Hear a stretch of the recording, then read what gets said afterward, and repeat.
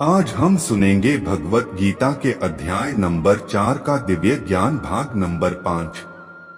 श्री भगवान ने कहा, तुम्हारे तथा मेरे अनेकानेक जन्म हो चुके हैं।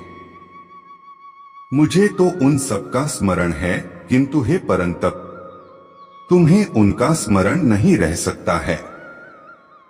ब्रह्म संहिता में 5.33 हमें भगवान के अनेकानेक अवतारों की सूचना प्राप्त होती है।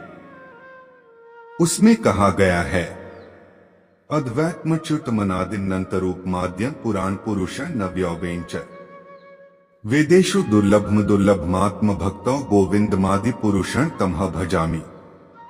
मैं उन आदि पुरुष श्री भगवान गोविंद की पूजा करता हूँ जो अद्वैत, अच्युत तथा अनादि हैं। यद्यपि अनंत रूपों में उनका विस्तार है, किंतु तो भी वे आद्य, पुरातन तथा नित्य नवयौवन युक्त रहते हैं। श्री भगवान के ऐसे सच्चिदानंद रूप को प्रायः श्रेष्ठ वैदिक विद्वान जानते हैं, किंतु विशुद्ध अनन्य भक्तों को तो उनके दर्शन नित्य होते रहते हैं।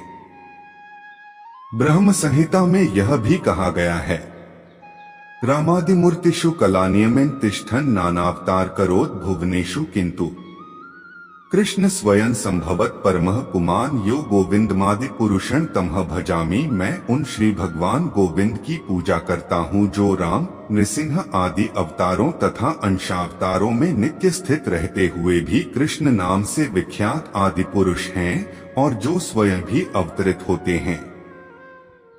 वेदों में भी कहा गया है कि अद्वैत होते हुए भी भगवान असंख्य रूपों में प्रकट होते हैं।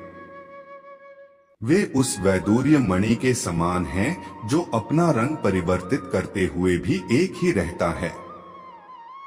इन सारे रूपों को विशुद्ध निष्काम भक्त ही समझ पाते हैं, केवल वेदों के अध्ययन से उनको नहीं समझा जा सकता। वेदेषु दुर्लभमात्म भक्त।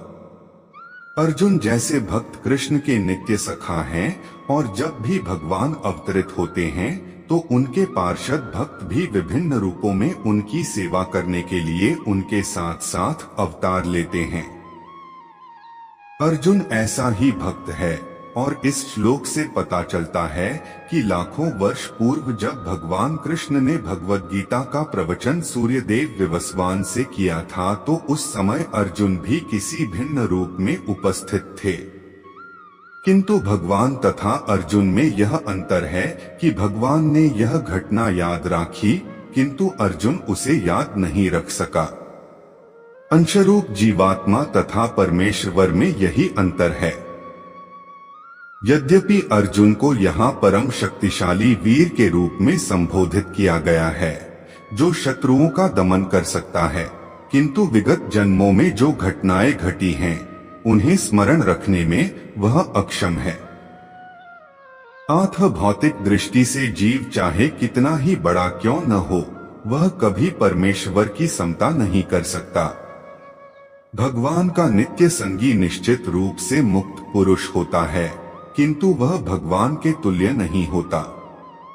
ब्रह्म संहिता में भगवान को अच्युत कहा गया, जिसका अर्थ होता है कि वे भौतिक संपर्क में रहते हुए भी अपने को नहीं भूलते। अतः भगवान तथा जीव कभी भी सभी तरह से एक समान नहीं हो सकते, भले ही जीव अर्जुन के समान मुक्त पुरुष क्यों न हो। यद्यपि अर्जुन भगवान का भक्त है, किंतु कभी कभी वह भी भगवान की प्रकृति को भूल जाता है।